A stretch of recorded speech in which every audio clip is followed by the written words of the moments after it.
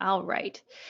So this next section, I kind of wanted to guide you through some thought-provoking questions and just some good tips and kind of pointers about conducting your due diligence, both on selecting a market, selecting a property, and understanding the contract. So again, I can't speak to the nuances of every single market in this presentation. That's some of what you're going to hear from the teams when we have them on for the normal Thursday webinars. But this is more to kind of get you thinking, get you in the mindset of how I can go about selecting and getting into one of these properties. So let's start first with due diligence on the property team and understanding that property team's role in this process. So for me, and I'm sharing all this with you, and maybe I'll give you a little bit of backstory. This idea of a new construction month and this series kind of came to me and the other investment counselors because we were all independently buying new construction homes for ourselves as investors. And we were all kind of in the weeds of understanding all these nuances and understanding the different markets. Certainly in the state of Florida, man, there's a lot of opportunity there. And it was getting just hard for all of us as investment counselors who daily look at these deals and talk to these teams to understand the differences. And so we really wanted to bring some of that clarity to you as we kind of went through that process. So some of these questions are things that I found just very helpful for me in my own due diligence process. But understanding the relationship that the property team has with a builder helped me understand kind of the context and where they were coming from. So some of the property teams that we're working with, they are actually the builder. They are the developer. It's in-house. They have their own development, company or their own building arm, and so they're building these homes. Whereas others have a relationship or a partnership with a builder developer. So maybe it's a little bit more of a third party kind of relationship. And then others are acting more as a buyer's agent for you. So they've gone out and found a builder who's, willing to, sell a certain portion of their properties to investors. But at the end of the day, they don't own these properties. They don't have a whole lot of pull in what that developer or builder wants to do. But they're representing you as a buyer's agent to help you, get into that property.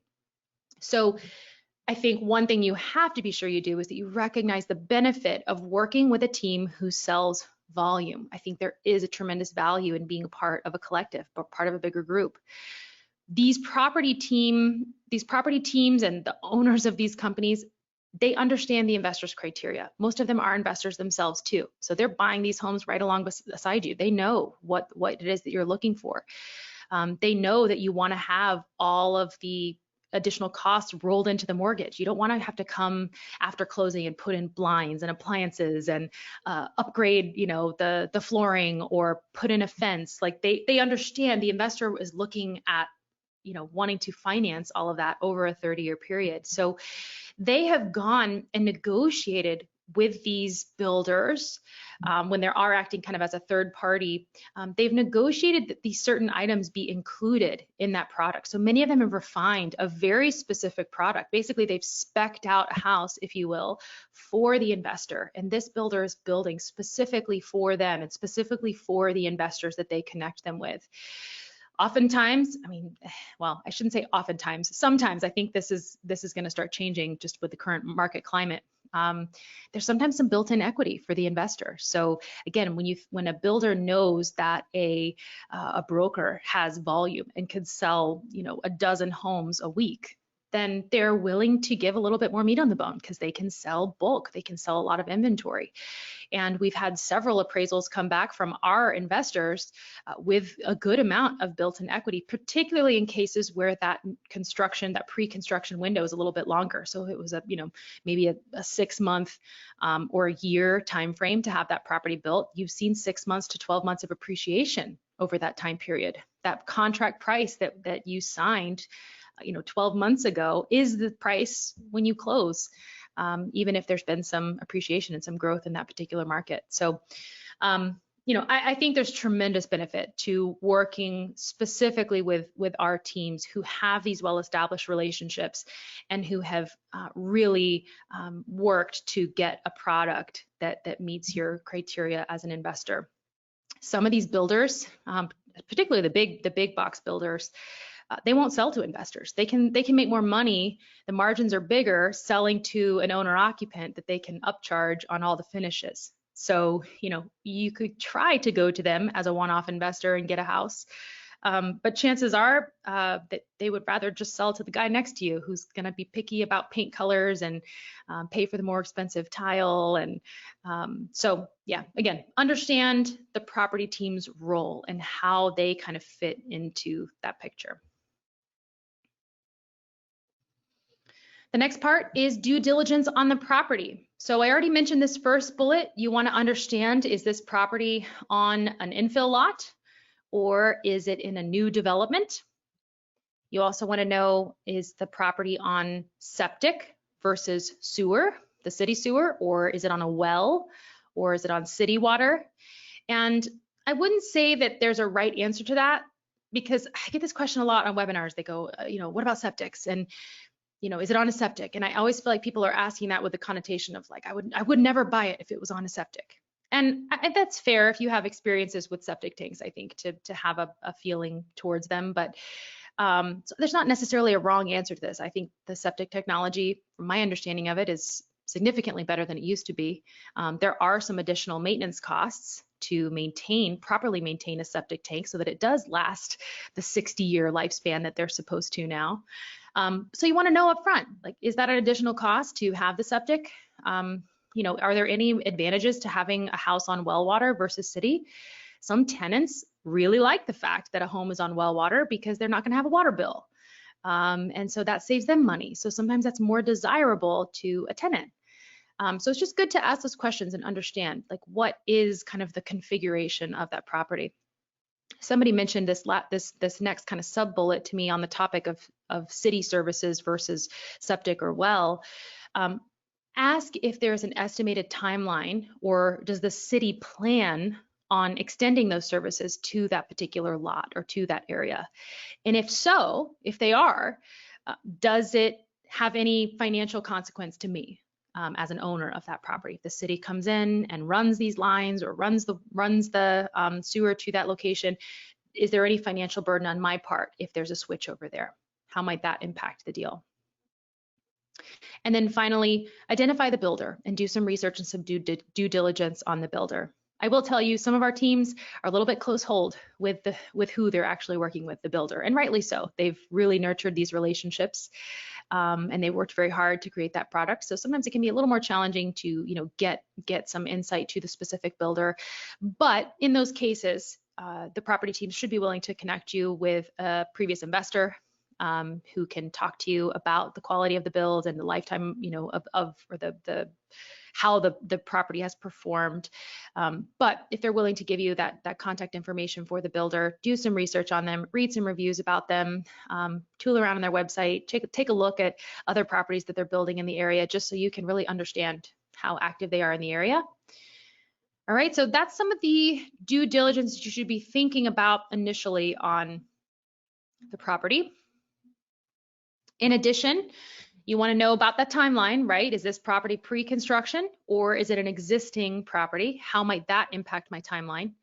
I think there are some potential risks to the timeline, right? So think about, and I think those risks are totally mutual. I think the builder is taking some risks too. I mean, right now is a perfect example. I'm locked in under a contract price on a property, but over the last 2 months, prices have gone up. The cost to build that house is $14,000 more today than it was just a few months ago. But the builder's not coming back to me to go and change that contract price. So there is some shared risk there. There's also the risk with pre-construction that interest rates could be higher by the time that I close on this property. So that could impact the cash flow on my end and how good that deal looks for me. It could work the opposite way, right? I've been under contract for a new construction property for a while now, and when I first got a fee sheet on that particular home, interest rates were a whole 1.5% higher than they are now. So I'm really excited about the fact that my pre-construction kind of extended timeline worked in my favor. The deal got better for me. So just really understand, like, what is that timeline and what are the risks that I'm taking, and also what are the risks that the builder's taking as well. Understand whether you can customize this property or whether the specifications are set. So again, oftentimes, if you're dealing with one of our teams who sells volume of these homes, they're already spec'd out. There's not really a whole lot of customizing you can do to them. And frankly, I'm not looking for a hobby of specking out homes that I'm never going to live in. But some do offer the ability to kind of customize them and add some specific things that you might be interested in. Pay for an upgrade. You know, maybe there was laminate countertops in the property and you want to upgrade to granite. Sometimes that is an option. One thing I have found, if you go and buy a property from a big box builder, if you bought a property as a new construction for yourself, as a occupied, you were going to occupy that property, those builders oftentimes are providing you with a spec sheet as part of your contract. And I've come into this a couple times with investors who bought from our teams or who are under contract on teams, is they're surprised when they get that contract from the builder and it doesn't have a spec sheet. And to that, I would say, again, it's common when you're dealing with these teams that are selling volume of this cookie cutter house. If it's something you're uncomfortable with, ask the team if they'll add in an addendum with the spec sheet, just so you can have peace of mind, you know, or a floor plan, whatever it is to give you that peace of mind. Ask them if they'll add that as an addendum for your peace of mind in the contract. If they won't, and that's past your comfort level, then move on to the next deal. Find something that does meet your criteria. Understand what's included in the property. So again, a lot of these teams have negotiated to have everything in them. So they're a quote unquote turnkey new construction home. They've got the blinds, they've got the appliances, they come with the landscaping, they come with the fencing, but you got to know to ask and make certain that all those things are included. It might be that it's not standard to have a fence in the specific area that you are buying in, or maybe that builder just doesn't install fences.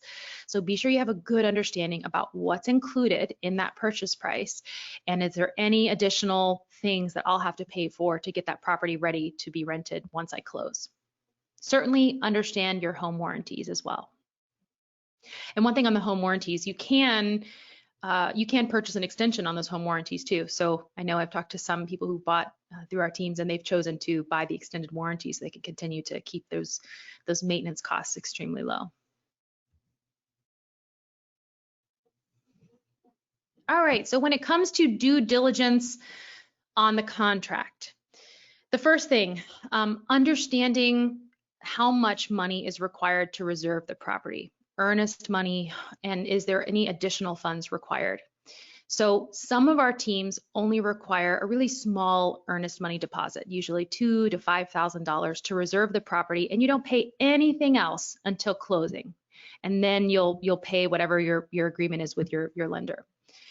Others are requiring that you put a larger earnest money deposit down. Some require between 10 and 20% of the purchase price down when they pull permits or when you go under contract on that property. It depends. Again, this kind of goes back to my earlier point that the builder wants to share that risk with you.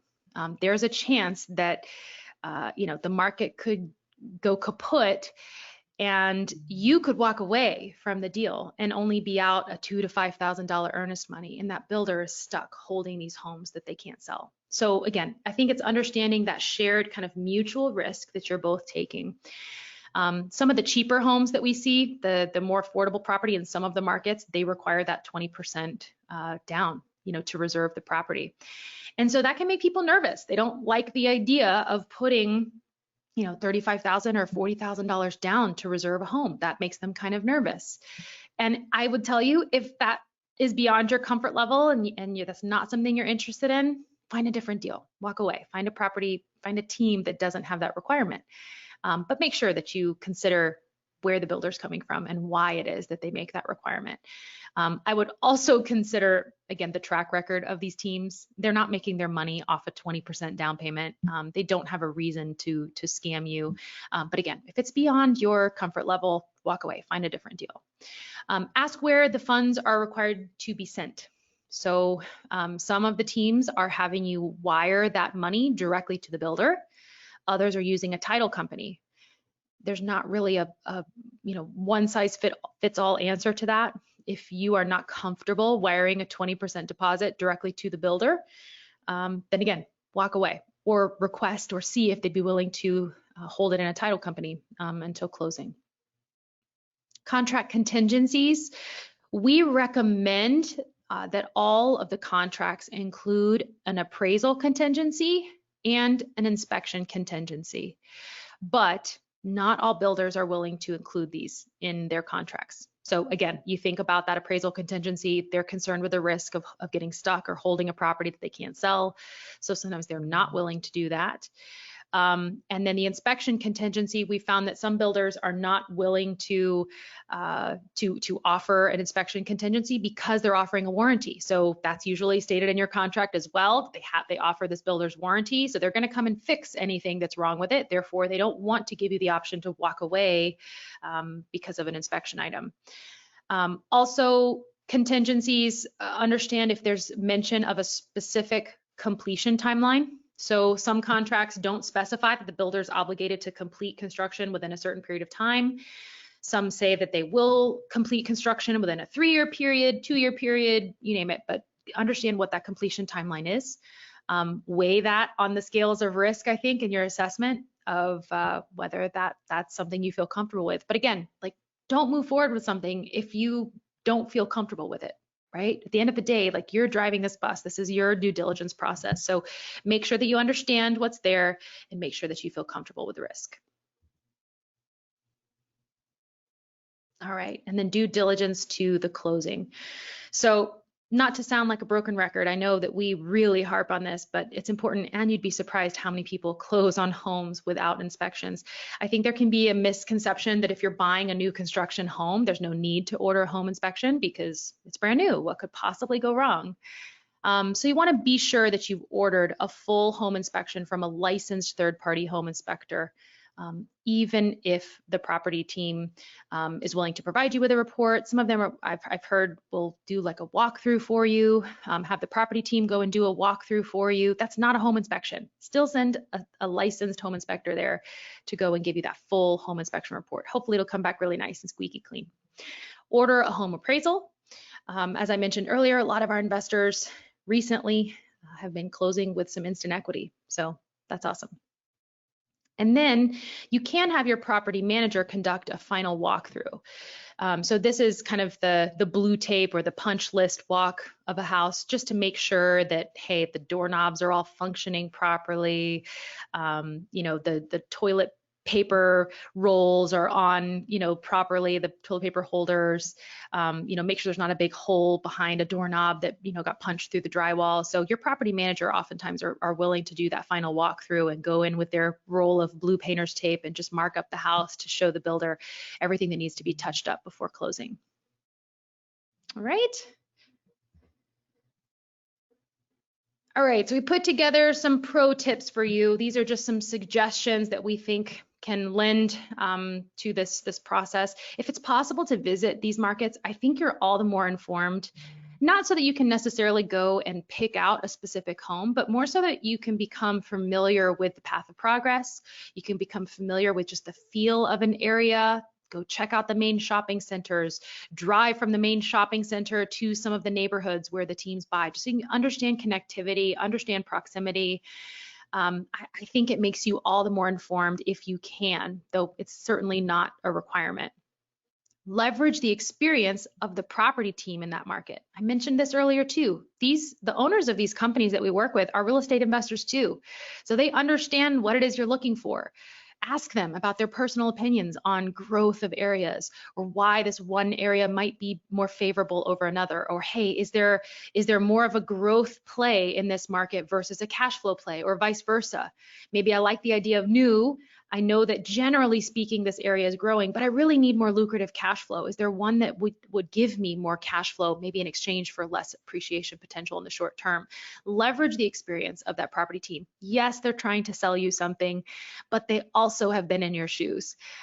So, talk to them about their experience and what their thoughts are. This third point, expect future home prices to increase. This is what kind of blows my mind. I talk to investors who are so concerned with appreciation. They want to know that they're getting into markets that have prices going up. And yet they spend 6, 12, 18 months analyzing properties. And all the while, those markets are appreciating. Prices are going up. And they get upset about the fact that home prices are higher than they were when they first started looking at that particular market. But that's what they want. They want those growth markets. So understand the opportunity cost. Home prices are going up. New construction home prices are going up. We think they will continue to go up, and we think this is a narrow window opportunity for you to get in there and create some cash flow. So I don't say that to put pressure on you. I just say it to inform you of the reality of the situation. This might be your opportunity. Utilize the builder's online portals so that you can track the progress of construction. I found that most of our teams have, the builders that they're working with have online portals where they'll post daily updates or weekly photos. The property that I've been under construction on or under contract on for the last year or so, I have seen photos of it every step of the way, inside the walls, all of the major components, to the granite going in, to the trim being painted. I'm getting photo updates. I have connectivity with the builder so I can ask questions about delays. So utilize those online portals to really understand and kind of track the progress of the property.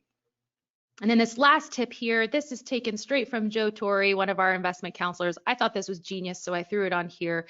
Order a second home inspection before your home's warranty expires.